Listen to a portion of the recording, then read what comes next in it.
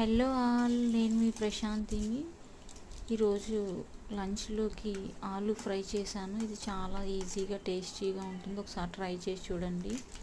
Stove వెలిగించుకొని కొద్దిగా oil వేసుకొని ముందుగా 6-7 వెల్లుల్లి రెబ్బలు దంచి వేసుకోండి. అది వేగాక పోపు దినుసులు, ఇంకా కరివేపాకు, ఒక కట్ చేసుకున్న ఉల్లిపాయ, 2 పచ్చిమిర్చి వేసి బాగా ఫ్రై చేయండి.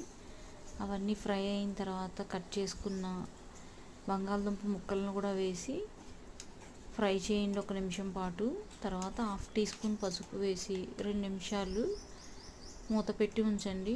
బాగా కలుపుకొని, చూసారా బంగాళదుంపలు అనేవి బాగా మగ్గినాయి కదా. తర్వాత తగినంత ఉప్పు, 1/2 టీ స్పూన్ కారం వేసుకొని మరో 2 నుంచి 3 నిమిషాలు సిమ్లో ఫ్రై చేయండి. అంతే, ఎంతో రుచికరమైన బంగాళదుంప ఫ్రై రెడీ. పప్పు, సాంబార్లు, రసంలోకి